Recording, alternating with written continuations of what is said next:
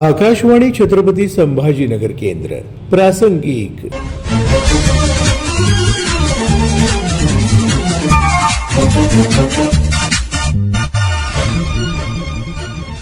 केंद्र सरकारला नुकतीच 12 वर्ष पूर्ण झाली. त्यानिमित्तानं मान्यवरांनी व्यक्त केलेल्या प्रतिक्रिया आज प्रासंगिक या सदरात आपण ऐकणार आहोत.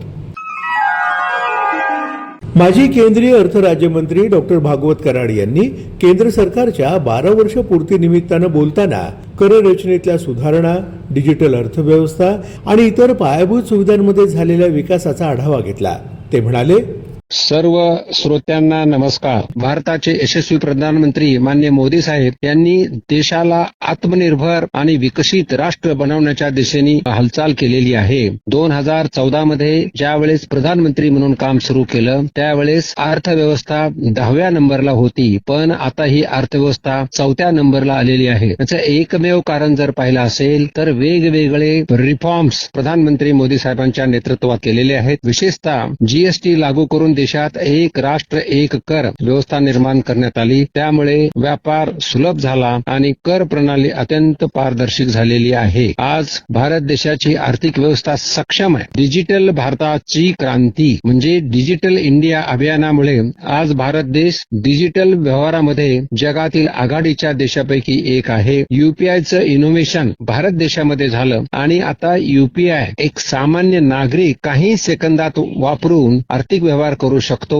छोटा दुकानदार असेल, प्रत्येक ठिकाणी विशेषतः ग्रामीण भागामध्ये सुद्धा इंटरनेट आणि डिजिटलच्या सेवा पोहोचलेल्या आहेत आणि त्यामध्ये करोडो आर्थिक व्यवहार होत आहेत. छोट्या छोट्या गोष्टी असतील पण त्या अत्यंत पारदर्शकपणे पार पडत आहेत. गरीब कल्याण आणि सामाजिक न्याय देण्यासाठी प्रधानमंत्री मोदी साहेबांनी नेहमीच प्राधान्य दिलेलं आहे. जनधन योजनेच्या द्वारे करोडो लोकांचे अकाउंट झिरो बॅलन्स वरती बँकेमध्ये उघडलेले आहेत आणि आज झिरो बॅलन्स अकाउंट जरी असले तर लाखो करोडो रुपये त्याच्यावरती आज राशी जमा झालेली आहे. प्रधानमंत्री आवास योजनेच्या माध्यमातून गोरगरिबांना जवळजवळ 4 कोटी लोकांना घरं दिलेली आहेत आणि उज्ज्वला योजनेच्या माध्यमातून गरीब मातांना गॅस कनेक्शन्स मिळालेले आहेत. जल जीवन मिशनद्वारे ग्रामीण भागामध्ये प्रत्येक घराला स्वच्छ पाणी कसं मिळेल त्यासाठी प्रयत्न केला आहे. हर घर नल और नल को जल या म्हणीप्रमाणे प्रधानमंत्री मोदी साहेबांच्या नेतृत्वामध्ये प्रत्येक राज्यामध्ये आज जल जीवन मिशनच्या माध्यमातून काम चालू आहे. पायाभूत सुविधांमध्ये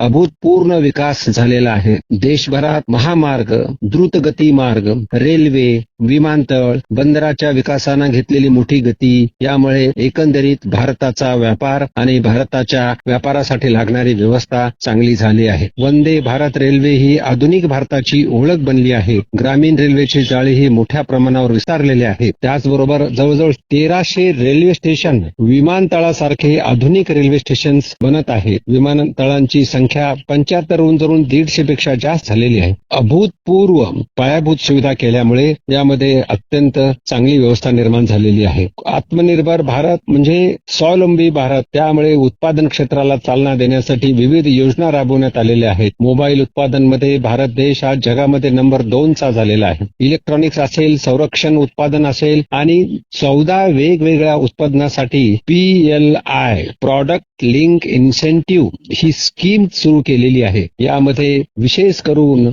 एक्सपोर्ट असेल आणि विविध करामध्ये सवलती दिल्या जातात आणि PLI स्कीम अत्यंत चांगल्या तऱ्हेनं भारत देशामध्ये राबवली जाते आहे. प्रधानमंत्री मोदी साहेबांच्या नेतृत्वात राष्ट्रीय सुरक्षेला अत्यंत प्राधान्य दिलेलं आहे. दहशतवाद विरोधात कठोर भूमिका घेत झिरो टॉलरन्स ही भूमिका घेऊन राष्ट्रीय सुरक्षेला बळकटी देण्यात आलेली आहे. सीमावर्ती भागातील पायाभूत सुविधा वाढवण्यात आल्या आहेत. विशेषतः जी सीमा भागातील गावं आहेत त्यांना व्हायब्रंट व्हिलेजचा दर्जा जाऊन सर्व प्रकारच्या सोयी त्या ठिकाणी दिलेल्या आहेत. ज्या वेळेस सीमेवरती दहशतवाद उघडकीस आला त्या वेळेस त्यांना ठोस उत्तर दिलं गेलेलं आहे. त्या दृष्टीने सर्जिकल स्ट्राईक असेल, एअर स्ट्राईक असेल किंवा ऑपरेशन शेंदूर असेल त्यासारखा जबाब दिला आहे आणि आता भारत रडणारा नाही तर लढणारा देश झालेला आहे. पूर्वीच्या काळामध्ये खरं तर एखादा आतंकवादी हल्ला झाला तर युनोमध्ये जाऊन आपण तक्रार मांडत होतो, पण आता भारत हा चोखपणे उत्तर देत आहे. एवढंच नाही तर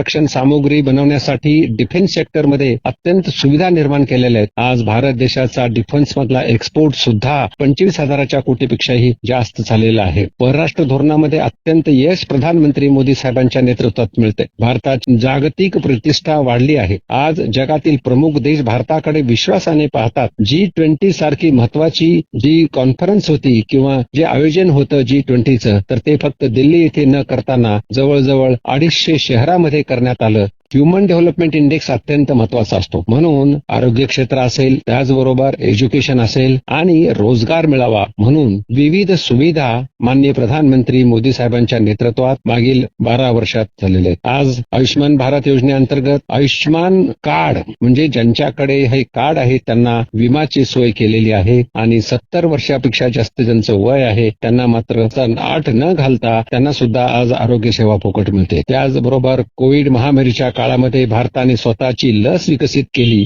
आणि फक्त भारत देशासाठीच नाही तर बऱ्याच देशांना ही लस सुद्धा पुरवली. भारत देशाचा आर्थिक कणा किंवा विकास जर करायचा असेल तर अॅग्रिकल्चर सेक्टरला डावलून चालणार नाही. म्हणून शेतकऱ्यांसाठी विविध योजना मंजूर केलेल्या आहेत. मला अभिमानानं सांगावंसं वाटतं, PM किसान योजना या योजनेच्या माध्यमातून जवळजवळ 11 कोटी शेतकऱ्यांना प्रत्येक वर्षी 6,000 रुपये दिले जातात. या 12 वर्षाच्या काळामध्ये साधारण 3 ते 4 लाख कोटी शेतकऱ्यांना मदत मिळालेली आहे आणि या मदतीमुळे नक्कीच शेतकऱ्यांच्या उत्पन्नामध्ये वाढ झालेली आहे. याचबरोबर सिंचन असेल, शेतकी तंत्रज्ञान असेल, ग्रामीण विकासासाठी अनेक योजना प्रधानमंत्री मोदी साहेबांच्या नेतृत्वात आणलेल्या आहेत. ग्रामीण क्षेत्र असेल, शहरी क्षेत्र असेल, पायाभूत सुविधा असतील, हे सर्व अत्यंत महत्वाचं आहेच. पण सर्वात मोठं म्हणजे एक जे उद्देश प्रधानमंत्री मोदी साहेबांच्या नेतृत्वाने दिलेला आहे ते आम्हाला 2047 पर्यंत भारताला विकसित राष्ट्र बनवायचे, की पंडित दीनदयाल उपाध्याय यांनी मांडलेला अंत्योदयचा विचार हा प्रधानमंत्री मोदी साहेबांच्या नेतृत्वामध्ये संपूर्ण भारतामध्ये पसरलेला आहे. सबका साथ, सबका विकास, सबका विश्वास आणि सबका प्रयास हा मंत्र आज विकासाच्या केंद्रस्थानी आहे. चला, विकसित भारत 2047च्या संकल्प पूर्तीसाठी आपण सर्वजण एकत्र येऊ आणि योगदान देऊ आणि आधुनिक भारत, विकसित भारत बनवण्यासाठी आपण सर्वजण एकत्र येऊन काम करू. एवढ्याच्या प्रसंगी बोलतो. भारत माता की जय. वंदे मातरम. धन्यवाद. छत्रपती संभाजीनगर इथले ज्येष्ठ उद्योजक विवेक देशपांडे यांनी उद्योग, वस्तू आणि सेवा कर, रस्ते विकास यासह विविध योजनांबाबत आकाशवाणीशी बोलताना अधिक माहिती दिली.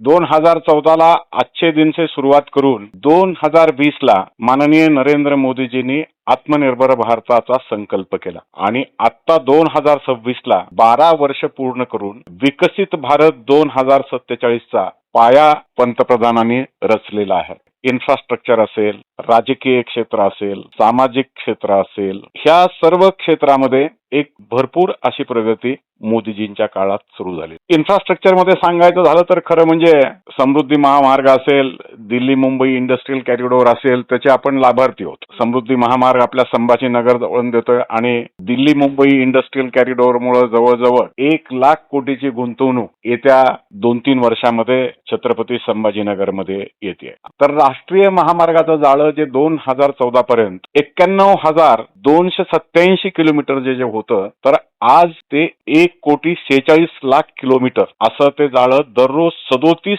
किलोमीटरच्या गतीने आपली रस्ते बांधणी होते. खरं म्हणजे एक मोठा बदल 2017 साली एक संकल्प गतिशक्ती ह्या डिजिटल प्लॅटफॉर्म खाली मोदीजींनी केला आणि ह्या गतिशक्ती ह्या डिजिटल प्लॅटफॉर्मच्या खाली रेल, रस्ते, पोर्ट, विमानतळ हे सर्व एका डिजिटल प्लॅटफॉर्म खाली आणून एक असा प्लॅन विकासाचा मॅप तयार करून तो मॉनिटर करण्यात सुरू झाला. पूर्वी जर DPR बनवायचा असेल तर त्याला 6 महिन्याची अवधी लागायची. आता हे सगळंच एका डिजिटल प्लॅटफॉर्मवर घेतल्यामुळं हा अगदी 6 आठवड्यामध्ये कुठल्याही ह्याचा DPR आपला बनतो. ह्या गतिशक्तीच्या खाली नॅशनल इंटिग्रेटेड पाईपलाईन जी आहे ती जवळजवळ 111 लाख किलोमीटरची पाईपलाईनची निर्मिती आपल्या मोदीजी सरकारने सुरू केलेली आहे आणि त्याच्यामध्ये खूप लोकांना रोजगार मिळालेले आहेत. एका अर्थाने इज ऑफ डुईंग बिझनेस म्हणजे एक लाल फितीतलं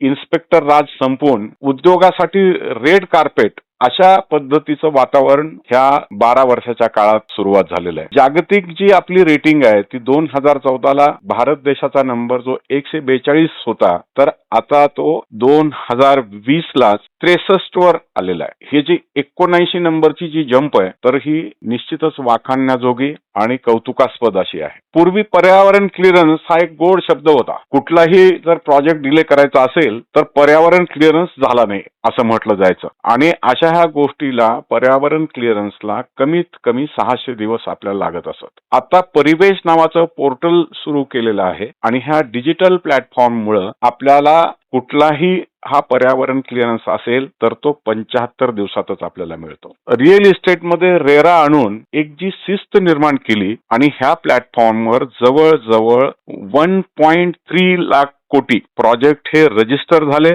त्याच्यामुळं ग्राहकालाही इन्व्हेस्टमेंटसाठी विश्वास निर्माण झाला आणि ह्या उद्योगात जे आहेत बिल्डर्स तर त्यांचा सुद्धा खूप मोठ्या प्रमाणात धंदा वाढला. जीएसटी रिफॉर्म जर आपण बघितलं तर एक देश आणि एक कर योजना त्याच्यामुळं इतकी सुविधा छान झालेली आहे की ह्याच्यामुळं तुम्हाला पूर्वी ज्या टोल नाक्यावरच्या ज्या रांगा दिसायच्या तर त्या रांगा संपलेल्या आहेत आणि आपण भारत देश सुद्धा लॉजिस्टिकच्या कॉस्टमध्ये एक जगाशी तुलना करू शकतो किंवा बरोबरी करू शकतो अशा यादीमध्ये आपण आलेलो आहोत की एकेकाळी जी आपली लॉजिस्टिक कॉस्ट ही 14% होती तर ती आता 8 ते 9% वर आलेली आहे. एक मोठा निर्णय जो धारा 370 रद्द करून एक देश एक विधान आणि एक निशाणच्या दृष्टीनं जे पाऊल टाकलेलं आहे तर ते अत्यंत अफलातून असं पाऊल आहे. डिजिटल इंडिया जो हा रिफॉर्म आहे तर ह्याच्यामध्ये UPI ह्यासारखे प्लॅटफॉर्म करून जगामध्ये 46% वापर ह्या डिजिटल प्लॅटफॉर्मचा हा भारतामध्ये एकट्या होतोय आणि ही जीएसटीची जी सुधारणा आहे 2017ची ही एक कर प्रणालीतली ऐतिहासिक अशी सुधारणा आपल्याला म्हणता येईल. मेक इन इंडिया सारख्या प्लॅटफॉर्मवर एक इन्सेंटिव्ह देऊन मोबाईल सारख्या उत्पादनात सुद्धा आता 1.27 लाख कोटी मोबाईलचं उत्पादन करून भारत हा मोबाईल उत्पादनामध्ये सुद्धा जगातला दुसरा देश ठरलेला आहे. 2014ला आपली भारताची जी इकॉनॉमी होती ती 2 ट्रिलियन होती आणि आता एक अतिशय मला आनंद वाटतो तुम्हाला सांगायला की आता आपल्या ह्या अर्थव्यवस्थेने 4 ट्रिलियन पार करून जगातली 4थी मोठी अर्थव्यवस्था आता आपण निर्माण केलेली आहे. FDIच्या बाबतीत जर बोलायचं असेल तर आतापर्यंत भारत स्वतंत्र झाल्यापासून जेवढे काही आपले फॉरेन डायरेक्ट रिझर्व्ह तर मागच्या अगदी 2 महिन्यापूर्वी म्हणजे हे युद्ध सुरू होण्यापूर्वी आपल्याकडला जो फॉरेन रिझर्व्ह होता तो 709 अब्ज डॉलर होता. म्हणजे आपलं एक्सपोर्ट वाढलं. MSME जे आहे त्यांना आपल्याला माहिती आहे की कोरोना काळामध्ये जवळजवळ 20% असलेल्या एक्झिस्टिंग लिमिटमध्ये विदाऊट कोलॅटरल त्यांना लोन देण्याची योजना मोदीजींनी आणली. त्यामुळं MSMEचं सुद्धा खूप मोठं जाळं देशात आपल्या तयार होऊन जे आपल्या GDP मध्ये मेजर कॉन्ट्रीब्युशन आपण आतापर्यंत जवळजवळ जे 45% ते 50% सर्व्हिस इंडस्ट्रीवर होतं तर आता आपण इव्हन प्रोडक्शन मध्ये सुद्धा 28 ते 29% कॉन्ट्रीब्युशन आपण ह्या प्रगतीमुळे करतोय. एक सगळ्यात मोठा रिफॉर्म जो कॉर्पोरेट टॅक्स मध्ये आणला. आपल्याला माहित असेल की कॉर्पोरेट टॅक्स हा 30% वरनं 22% आणला. त्यामुळं अधिकाधिक लोक आता टॅक्स भरण्याला उत्सुक आहेत. जे सुरुवातीला अगदी 2014 खाली हातावर मोजता येतील असे 300-400 असे स्टार्टअप होते तर त्याची संख्या आता 1,04 लाखापेक्षा सुद्धा अधिक अशी झालेली. म्हणजे सर्व क्षेत्रामध्ये जागतिक लेवलवर एक सक्षम पंतप्रधान म्हणून मोदीजींनी आपली प्रतिमा निर्माण केलेली आहे. जे तुम्हाला मला भावणारं राम मंदिर सुद्धा जे आहे तर ते ह्याच काळामध्ये पूर्ण झालेलं आहे. धन्यवाद. केंद्र सरकारच्या 12 वर्ष पूर्तीनिमित्त मान्यवरांनी व्यक्त केलेल्या प्रतिक्रिया प्रासंगिक या सदरात आताच आपण ऐकल्यात. हा कार्यक्रम आकाशवाणी छत्रपती संभाजीनगर केंद्राच्या प्रादेशिक वृत्त विभागानं सादर केला. सादरकर्ते समरजित ठाकूर, निर्मिती सहाय्य धनंजय ब्रह्मपूरकर.